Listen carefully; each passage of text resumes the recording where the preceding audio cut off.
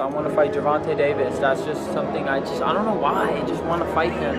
And you know what? Even if he doesn't want to fight me, I'll keep saying it. I want to fight him.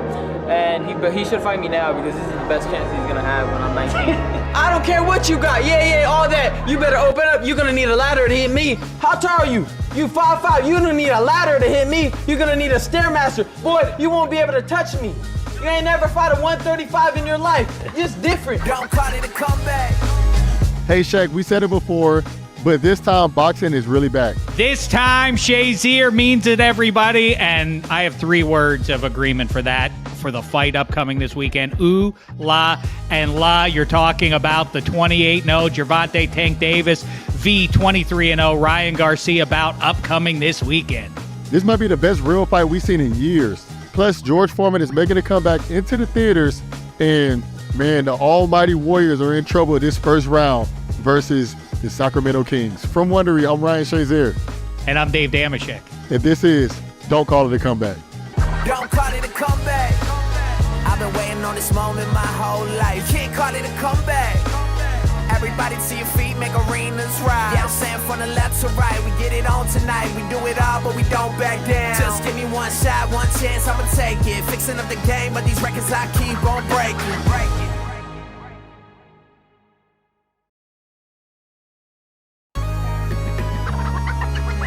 Real boxing has been down for a while, but it's making a comeback this weekend. So you're saying Logan Paul isn't real, Shazier? I enjoy watching Logan, but I like watching Jake a lot better.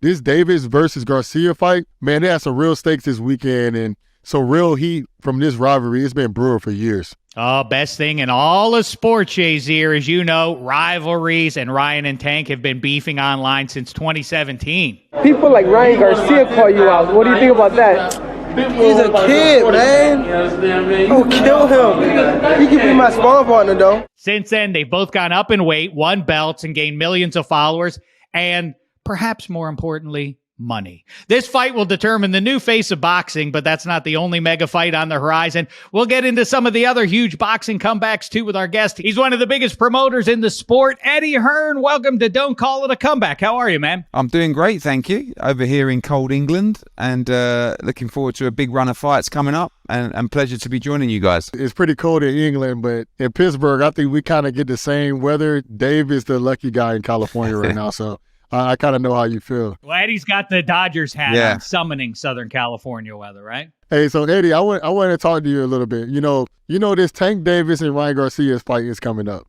How do you feel about the idea of that fight sparking the comeback of real boxing matches? You know, I think that everybody always talks about the demise of boxing, and then all of a sudden a big fight gets made.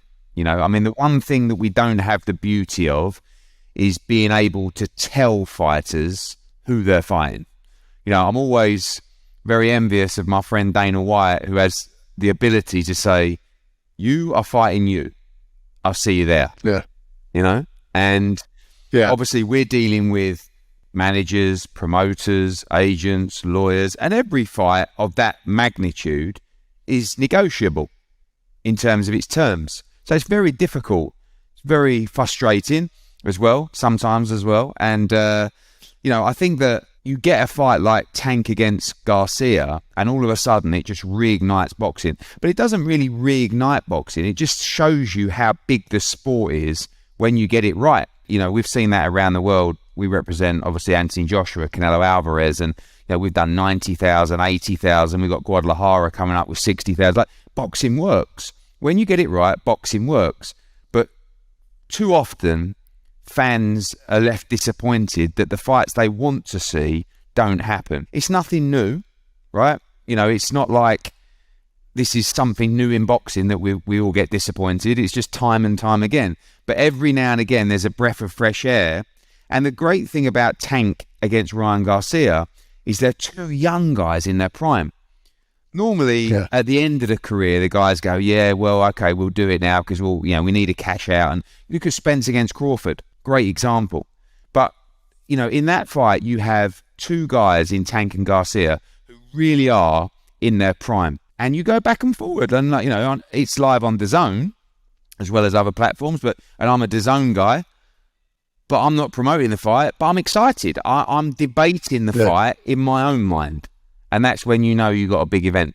I know I'm supposed to allow Shek to ask questions, but I'm really excited about this fight. But when it comes to promoters and fighters and setting up fights, why does it take so long sometimes for us to get the fights like this Ryan Garcia versus Tank Davis fight? We've been waiting for so long for, Bud Crawford versus Errol Spence and all these big time fights, and they never happen. The primary reason is always because of the networks, right? And the broadcasters. And it's not their fault per se, but obviously you have a job.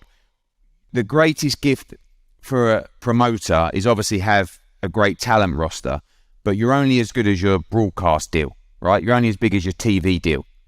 And when you have a TV deal, your obligation is to provide that talent on that platform. Then when you get another fighter that's not on your platform or part of your promotional roster, their job of their promoter is to keep them on their platform. That's always been the situation with Crawford against Spence. You had one guy with PBC, with Fox, and you had the other guy with ESPN and Top Rank. And a fight will always happen when it's big enough, when the money's out of control. But in the situation of Spence Crawford, the money actually, the commercial value for that fight is not what everyone thinks. And therefore, there wasn't enough money to make that happen. Now, Bud's a free agent. There should be absolutely no problem now with making that fight.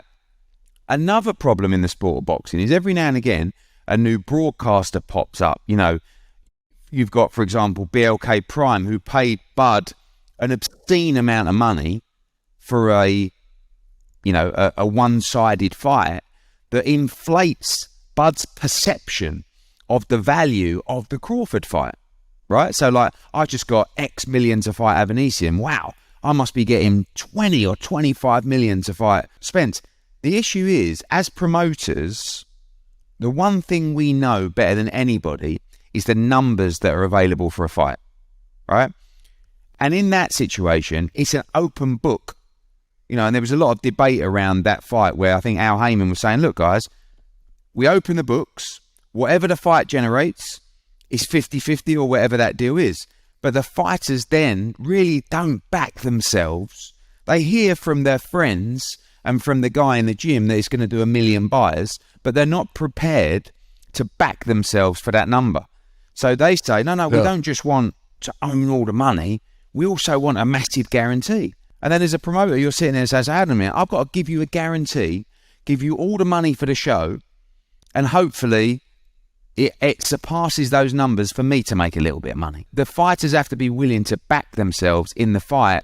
Some fights and some fighters, like Anthony Joshua, like Canelo Alvarez, they're such home runs on the pay-per-view and at the gate, they do back themselves without guarantees. And that's why Ryan Garcia and Tank happened, because that's a fight that's going to much surpass the commercial revenue of Crawford against Spence. And that's the reason that, in the end, Golden Boy, DAZN, Showtime, PBC got together and went, we're going to make some money here. Let's be sensible. And thankfully, they got it over the line. I do want to hear about the soap opera behind this fight, but let's get elementary about styles make the fights, as they say. And so let's talk about the styles here. Tank and Garcia. By the way, Gervonta's highlight reel of knockouts is way, way up there in the all-time rankings, in my opinion. What are you expecting stylistically between these two guys getting in the ring together? So I first watched Gervonta Davis win a world title against Pedraza at the Barclays Center. I think it was on the Broner Garcia card. And I just thought, wow, this kid is special. I'd met him previously. You can tell that, he's a bit of a bad boy. And I like that. He's fearless. I got some criticism before because I said he doesn't overthink things. He's not a deep thinker. You want that in a fighter. Do you understand? You want a fighter to go out and be fearless. And Tank is fearless, right? When he beat Pedraza and stopped him for the world title, I just thought, wow, this kid's really, really special. Few sort of disciplinary problems, but generally stayed solid in camps. And has just consistently, you're talking about a guy who really was a featherweight. Now he's up fighting at 140 pounds occasionally. I think this fight was at 136 or whatever it is. And then you've got a guy that's boxed internationally. He's boxed on big shows. He's a huge draw at the gate. He's been part of, he's got a good CV now in terms of his opposition. And then you go back to Ryan Garcia. Is he all hype? He doesn't have the resume anywhere near of Gervonta Davis. And I keep writing him off and thinking, we had Luke Campbell fight him and he knocked him down heavily early in the fight and he come through and he beat Luke Campbell, beat Javier Fortuna, but never really beaten, beat some world-class guys, but never beaten an elite 135-pounder or 140-pounder. But when I've asked the question to people who know him well about his chances in the fight, it's shocked me how much of a chance those people give him in the fight. I'm talking about Eddie Reynoso. I'm talking about Canelo Alvarez. Not everybody thinks he's going to win, but, saying, he's got a good chance. It's like Devin Haney, Shakur Stevenson, people that I've sat with and said, what do you think? They've grown up around him. So the kid can obviously fight. He's tall, he's rangy, he punches very hard and very fast. So does Tank. He also punches with his chin in the air at times. We don't know how the 136-pound and the rehydration is going to affect him. We know he's made 135 previously, obviously, but he is growing and that's going to be difficult for him. Tank's going to make that weight easy. I don't know. I've actually flip-flopped here. When the fight was made, I said 100% put your house on Gervonta Davis. And then I just changed my mind and I said Ryan Garcia by stoppage. But then yesterday I was in an interview and I started giving the reasons why I thought Ryan Garcia would win by stoppage. And halfway through my explanation, it was like someone slapped me round the face with a cold towel and said, don't be silly. So I flip-flopped back to Gervonta Davis and Gervonta Davis stops him in this fight. And I think he, between rounds 6 to 9, he susses him out, he works him. But Gervonta has got to be willing to take those risks. And if you look back to the Isaac Cruz fight, he was just a little bit reluctant. Listen, Cruz is a handful and he can punch. But he was definitely a little bit reluctant, Gervonta, to be his ruthless self. And if he messes around and if he fiddles around with Ryan Garcia, he could be in trouble. He actually needs to find a way in, attack the body and hit him hard. Because I don't think Ryan Garcia will be able to stand up to the firepower of Gervonta Davis. That's what I think. So going like this over the last couple of weeks, I now go round 6 to 9, Gervonta Davis stoppage. We're going to have to call you back Saturday night before the fight. Just in case. Because just in case you still have the same decision.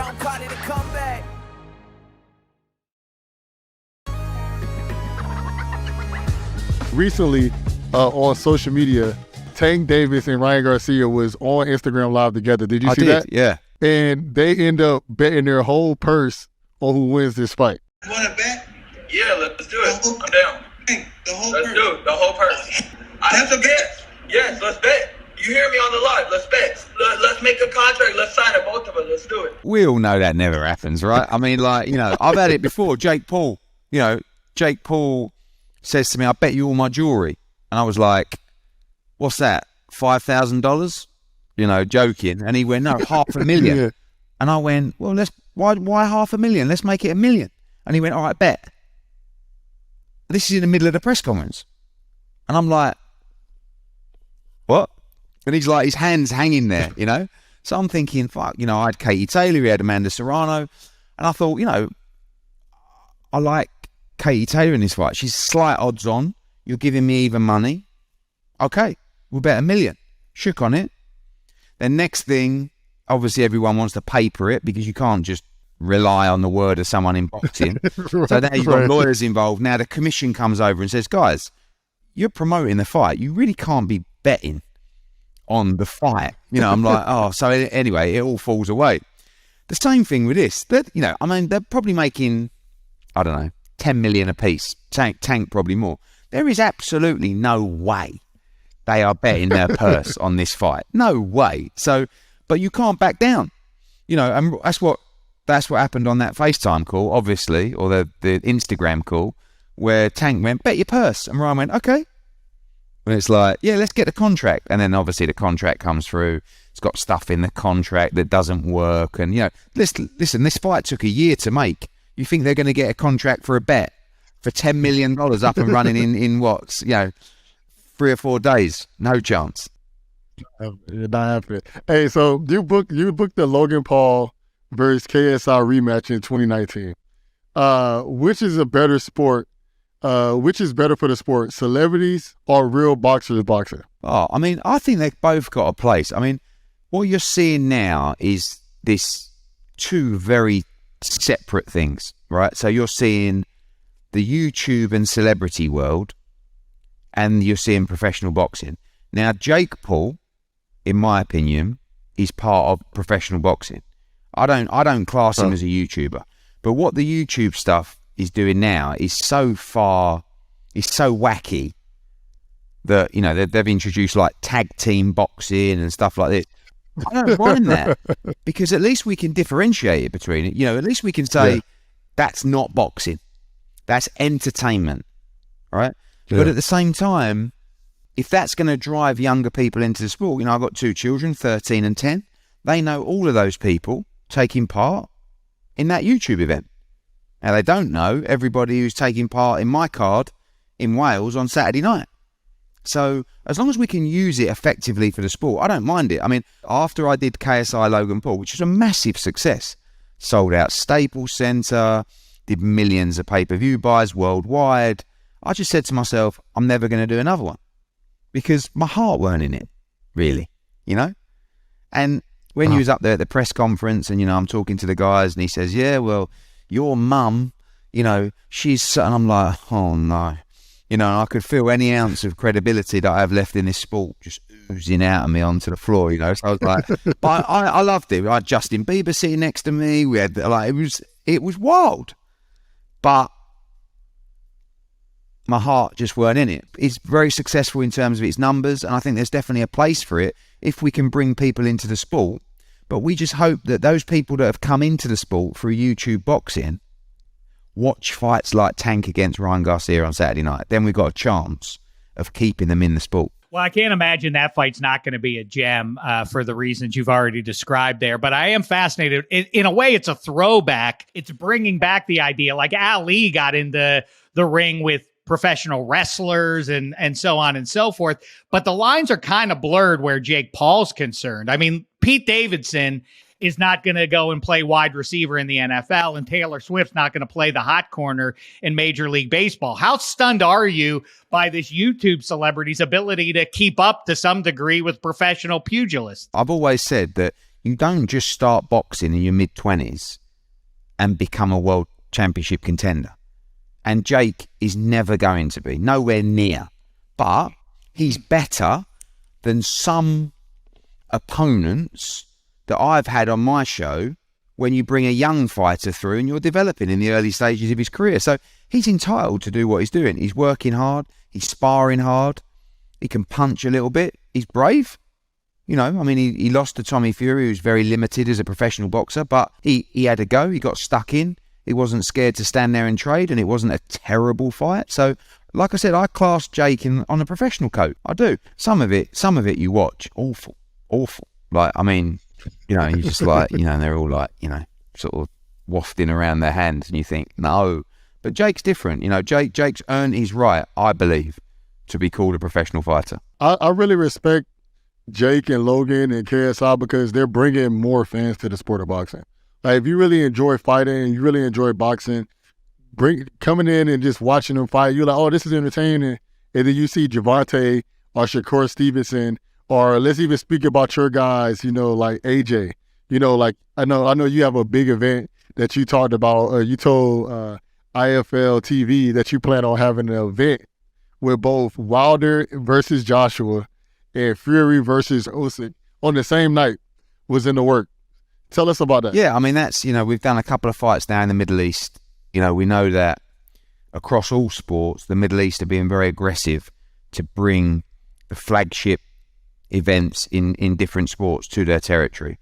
And we've done AJ against Andy Ruiz in Saudi Arabia. We've done AJ against Usyk in Saudi Arabia. We've done Bivol against Ramirez in Abu Dhabi, and so on. There's a long way to go, but there is a desire to try and do, on the same night, Fury against Usyk and AJ against Wilder. I mean, it would be the biggest fight night of all time. It would also be extremely expensive, but money talks. And, you know, AJ likes the Wilder fight. He has done for a long time. It's one of the most exciting in the sport. It's another fight like Tank against Garcia that would just captivate the whole, not just boxing audience, but global sporting audience as well. So I'm going out there next week and we'll see. Is this the attempt then from the boxing side of things with WWE joining forces with UFC? Is this the way to sort of complete the circle, if you will, with all the combat sports in one place? The Endeavour deal with UFC and WWE was fascinating. You know, I mean, they are missing one arm, which is historically the most powerful of those arms, which is boxing. We are the only global sports promotional company in the world, Matchroom. You know, every other promoter, whether it be Top Rank, whether it be Queensbury over here, they all just promote in individual territories. We promote in UK, USA, Mexico, Italy, Spain, Australia, Middle East, you know, globally, up to 40 events a year. So we're the closest thing in boxing to the UFC and WWE, and they're two tremendous businesses. But boxing is very powerful, and you know, boxing has a huge voice, whether it be across digital media, you know, fan interaction, and broadcasters, investors will always look to the sport because it's extremely exciting. And when you do get it right, like we said, like this weekend, all of a sudden you have events that really captivate the audience and the nation as well. So, you know, for us, we're well positioned in the boxing world. I always say to our team here, look at what the UFC are doing. And we've done that as a brand over the last few years and replicate that because they've done a great job of building their brand profile so that they can go into new territories with that brand recognition. And we do that now in boxing. You know, we go into Australia and everyone says, wow, Matchroom are here. You know, we've watched your shows from all around the world in stadiums with AJ and Canelo and Katie Taylor and, you know, and now you're here. And that's what the UFC have done. So that's important for us to continue that global vision in boxing because it's a global sport. You know, I'm from the UK. We're also obviously doing a dozen shows a year in America, but there are many other countries out there where boxing is deeply rooted within its heritage. I just am interested in the idea that because it's a mano sport versus a team sport with league rules, if you're nimble enough creatively, the world's kind of your oyster here when you can combine UFC with classic boxing and then start involving celebrities and otherwise. It is a fascinating opportunity in front of you. And it's also funny to me that the first toe dipped in the water from those organized professional leagues in the U.S., the NFL now sort of stealing from the boxing world, pay-per-view, if you will, to watch football games on YouTube this year. Do you think that is an indication that you guys are headed in the right track, or we're sort of ahead of the game by decades on some level? I feel like pay-per-view is a strange one in boxing, isn't it? Where every other sport that you watch, you don't pay an additional pay-per-view for on top of your subscription, but you do in boxing. And there's a lot of sports, like you mentioned, a lot of them there that are much bigger than boxing, yet it's kind of like just accepted from fans that when there's a big fight, you pay pay-per-view. It's difficult to understand, really. And the pay-per-view price in America, quite frankly, is outrageous. I mean, in the UK, the pay-per-view price is between $30 and $35, right? Really? Yeah. And yours, this Saturday, if you get it on DAZN, it's $20 cheaper, just might add, but it's $85 on Showtime. Yeah. That's a huge amount. I mean, like, listen, don't get me wrong. It's an unbelievable fight. But when Floyd was fighting, it was $100 for a pay-per-view. So I don't think actually that pay-per-view long-term is sustainable. I actually see what you're seeing now. We made the move recently from a traditional broadcaster to a streaming partner in DAZN. And I'm a big believer that streaming is the future of broadcast. You know, I think people are moving away from their traditional one subscription and breaking down. You know, all of a sudden now you've got obviously the NFL, have their own app. You have Disney Plus, you have ESPN Plus, you have DAZN, you have Netflix, you have Amazon, you have app. And I think that's actually the future of how people digest their content, especially the younger generation. Like, they just don't watch traditional cable anymore. Kids, they just don't, and it's always fascinated me, the pay-per-view model in boxing, where it's just accepted, that it's pay-per-view, you get your friends around, you crack open a few beers, you get the pizza in, and you pay the money, but I think it would be difficult. They tried it over here with Premier League football during lockdown. They would start to broadcast more games, but charge a one-off, basically a pay-per-view. And it didn't really work. I think fans are just used to, like in boxing, fans are used to paying pay-per-view. And in American football and big sports, they're just not. And I think they'll struggle. Obviously, at the bigger games, if they move that to a pay-per-view platform, but I don't know. I'm not sure that's the future for the NFL. And Eddie, Dave called me a kid, and you just called me a kid too, because I don't have cable. I just watch everything on streaming as well. So you guys already called me kids. I know I'm younger than you guys, but I see how it is. The thing is, I can't imagine watching the Super Bowl, and it's like, hey, the Super Bowl is $99 to watch it. Like that sounds crazy to me. I can't see that happening. But Eddie, I want to ask you this question, and this is a comeback show, so I want to ask you this.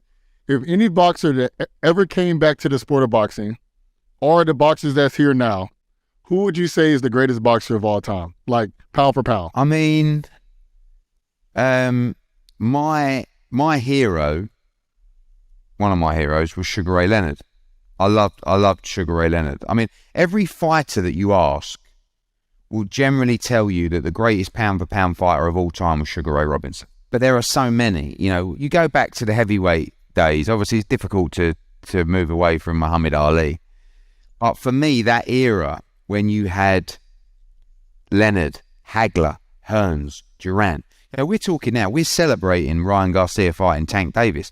Those four boxed each other, multiple times between the four of them. And for me, those guys were the real old school fighters. But, I think that really you have to say Sugar Ray Robinson, probably fluctuating between the weights, so many over 100 fights. I think he's going to be the greatest fighter of all time. But then when you talk about comebacks, there is a film out at the moment, George Foreman, right? Yeah. I mean, that's probably actually a story that I feel has passed a lot of us by. I mean, it was a bit before my time. I remember him beating Michael Moorer to win the world heavyweight title when he came back, but I didn't really understand the magnitude of what he'd done at that point because I was a bit young. But actually, when you throw the footage back to the Rumble in the Jungle and realise the beast that Foreman was in his prime, to go away for that period of time, come back in your 40s and win the world heavyweight title, that has to go down as the greatest comeback of all time in boxing. I mean, I don't see anybody ever achieving anywhere near that. And I think if it wasn't for him producing his grill, I think it would have been more of an achievement, but obviously the grill outweighed the comeback. But that's an amazing comeback. It really is. The arc of the man is wild, that he was villainized because he's going up against the world's champion as, the face of not just boxing, but the most famous person on the planet. So he was demonized to some degree, but then he becomes America's sweetheart. And that casual knockout of Michael Moore, I will never forget that. It is weirdly under-celebrated. Last thing, Eddie, here's a suggestion. Take it if you want it, but this would do gangbusters where Ryan Shazier is, on the banks of the Three Rivers at least. Two guys who are professional athlete level guys going head to head rivalries. I think that's what you're kind of getting at. If you could get former Steelers wide receiver Antonio Brown in the ring with former Steelers running back Le'Veon Bell, through the roof, right, Shazier? I think you'll do well. Pittsburgh at least would go wild. I had conversations with Antonio Brown. I mean, Antonio Brown was very close to doing a fight at one stage. We were talking to him. DAZN were talking to him. He definitely wanted to do it. He can fight a little bit. Yeah, he can fight. I think I'll leave that. I'm moving away from the celebrity stuff, so I'm going to leave that to you guys to promote that fight. Okay. All right. So I'm not a promoter. I'll leave I want to see you up there on the press conference. The head-to-head, separating the guys. I think that's one for you. Let's get ready to rumble yins. I mean, it'll be great. This is going to be good, Shazier. Hey, Eddie, dynamite stuff. Really fascinating. All the best to you this weekend. Should be a dandy. Everybody needs to check this one out if you are at all even boxing curious. This is a great place to jump in, and we appreciate the time today. Thanks, Eddie. guys. Thank you so much, Eddie. Cheers. Take care. Hey, thanks once again, Daddy, for joining us. That was really compelling stuff there. And next up, Damar Hamlin's comeback has begun. Don't call it a comeback.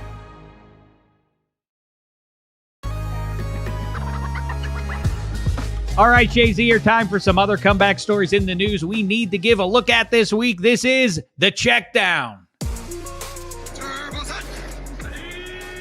Like I just said, Damar Hamlin has been medically cleared to resume football activities. He's back practicing with his teammates on the Bills.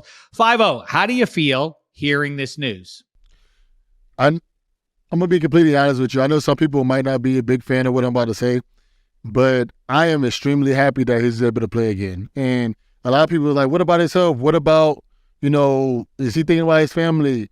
And the biggest thing that I have to say about this is I'm a little bit jealous of him because I'm so happy that he's able to play, but I also hate that I can't play. And I know there's a lot of guys that probably wish the same as me right now, but we're truly happy for him because, he had a life or death situation.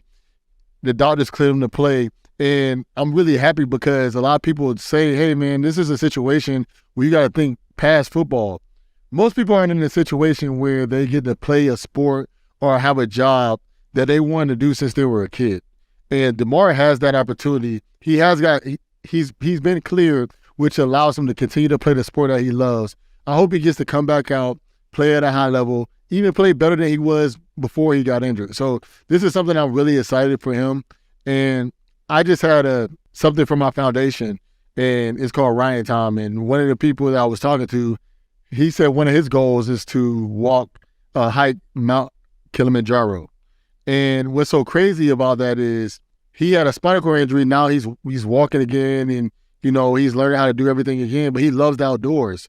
And his mom was sitting right next to him, and he asked this question, and I was like, hell yeah, you should do it. And the reason I say that is because that's a dream of yours. That's a goal of yours. That's something that you want to do your whole life. The fact that you're still able to do that thing, go for it. And I think a lot of people fail to realize that this is only a short time. Damar might, at best, be able to play football for 15 years, at best. And you got to think about it, almost a year got taken away from him. To me, I'm so happy that he's able to play. I'm so happy that he's healthy.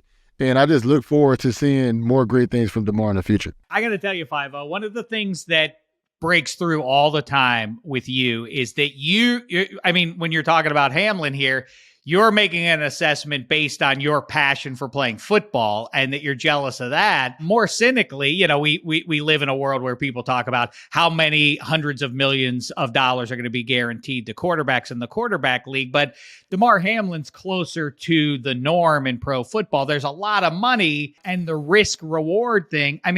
Hamlin has a chance to basically take care of his family for the next century, literally, if he hangs around the league for a few years. I've talked to a lot of pro football players, and it's not even necessarily about the passion. It's about the opportunity to create generational wealth for their family. So a lot of the players say, I understand the risks. I accept the risks. It's worth the risks for what it does for my family. And we're not even talking about the passion for the sport like you are. We figure that stuff out in high school. By the time most guys are in high school, they understand what comes with the game of football. They understand the risk. They understand that any given hit can be your last time ever playing. Any given hit can be, your last time ever, living. There's been guys that died on the football field. There's been guys that's been paralyzed, like myself, on the football field. But we understand the risk that comes with the game. And some of us love the game so much that we want to continue to play. And some of us are so good at the game that we just want to play to be able to provide for our families. So you just have to, it's the risk of reward. Some people's like, hey, I don't want to risk my life, for money. Hey, if that's all you, go work at McDonald's, go work at Target. That's you. But to me, I feel like I enjoy entertaining. I enjoy the game of football. And my family, they supported every decision that I made, life or death. That's something that I was willing to put my life on the line for. And And, Damar is willing to do the same thing. That was a really scary inflection point for big time sports, I think, for anybody who consumes them, watching on TV and otherwise. And so it looks like right now it has a happy chapter to report as he gets ready for 2023. Before the football season arrives, the NFL draft is just about here. That's where I met you, Ryan Shazier, a number of years ago, Radio City Music Hall. I yapped with you about a half an hour after the big moment. What are the draft eligible prospects feeling right now on the basic eve of this big life-changing moment? Man, it's just so much excitement right now. And the biggest thing is you just have to make sure you just continue to make the right decisions. A lot of these guys are in meetings right now and actually visiting camps. We just recently seen Bryce Young say, hey, he's not visiting any more teams. So that means Bryce knows what team he's going to. He understands, like, I'm going to either the Colts, the Panthers, or the Texans. He's like, I'm not visiting with the rest of you guys. So he understands that he's going pretty high.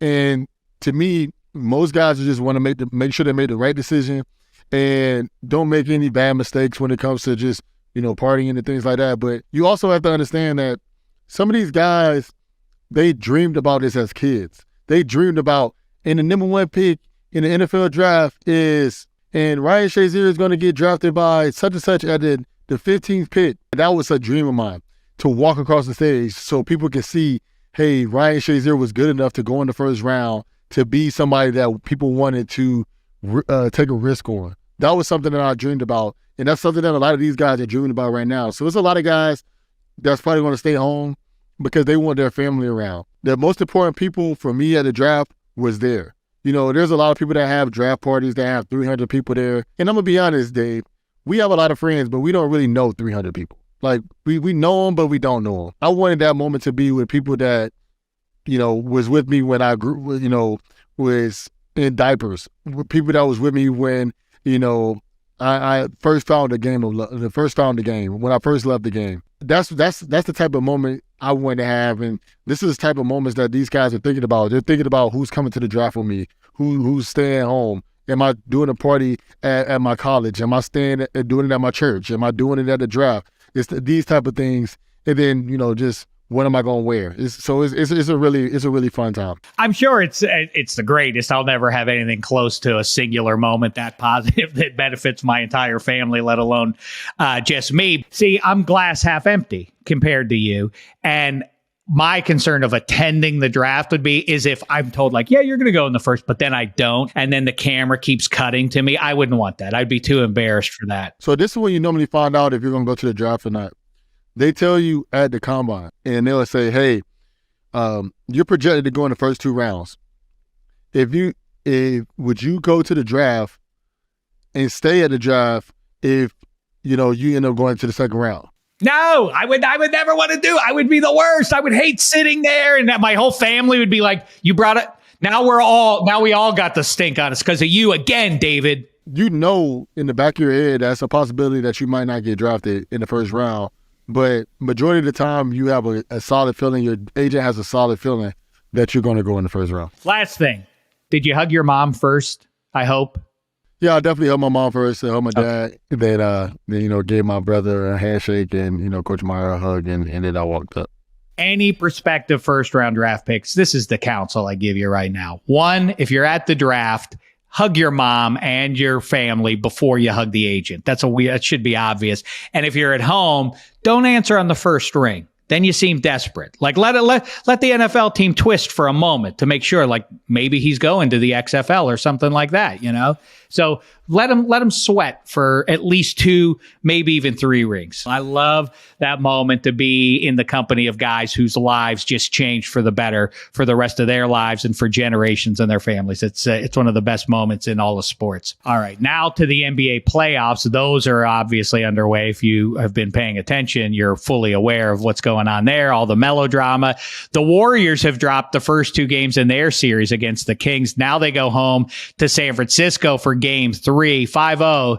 Can the Dubs still come back and win this series?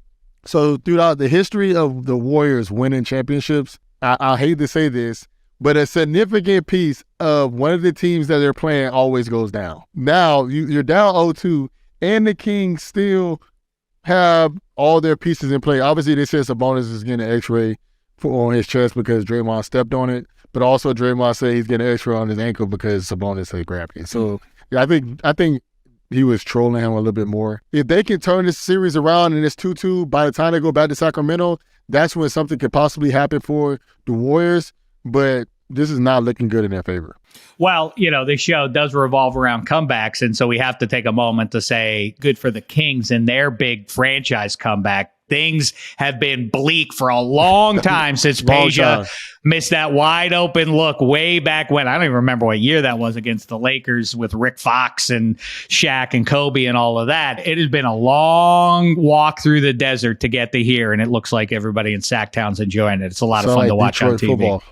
Yeah, right. Exactly. Hey, I'm young enough or old enough to remember when the Penguins were terrible. And when they finally got in there, the 20 minutes before the game, the electricity in the joint, unlike anything else. Hey, back to the sport you love, the team you love, the Pittsburgh Steelers. They traded earlier this week for Allen Robinson, coming off a down year, really 2 down years in a row for Allen Robinson. Could the former Penn State star have a comeback season in his comeback to Pennsylvania? Me, honestly, I think that Allen Robinson can do really well in Pennsylvania. And the reason I feel that he can do really well at the Pittsburgh Steelers, he did well at Penn State. He was a dog at Penn State. I remember playing against him.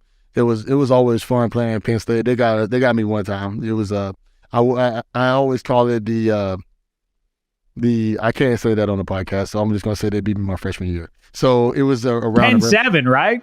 Yeah, I don't remember what the score was, but I remember it was my first start of my college career, and I had 15 tackles, but we ended up losing the game. Penn State is a phenomenal team.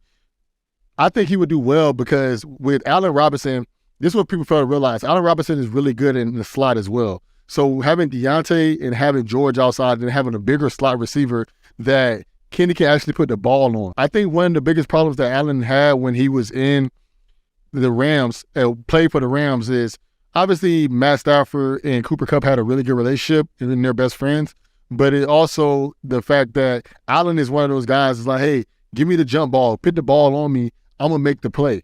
And I think Kenny has no problem doing that if he trusts his guys. Matt is more used to his guys being open. So I think that, and obviously he had Megatron, but Megatron and Allen are 2 different receivers.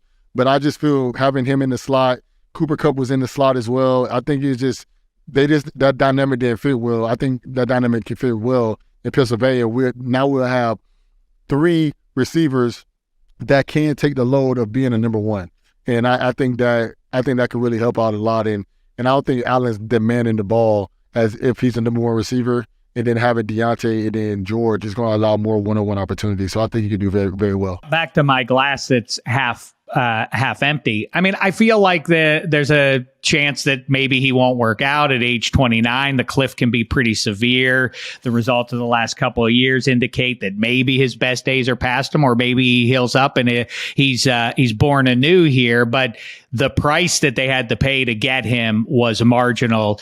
And so another great deal by new general manager Omar Khan. And I really like the way this team is coming together. I know it's in April and we missed the playoffs. This is a new world order for me, getting used to winning the draft and free agency. Hopefully that leads to some actual W's come autumn of 23. I'm excited though. In recent years, NFL teams seem to have made an effort to pair former college teammates together in the pros. Makes all the sense in the world. All we ever hear about is chemistry and all of that. Tua and Waddle, Burrow and Chase. Which dynamic duos do you want to make a comeback in this year's draft 5-0? So it would have been nice to have Kenny Pickett and Addison, but obviously that's not happening with the pickup of Allen Robinson.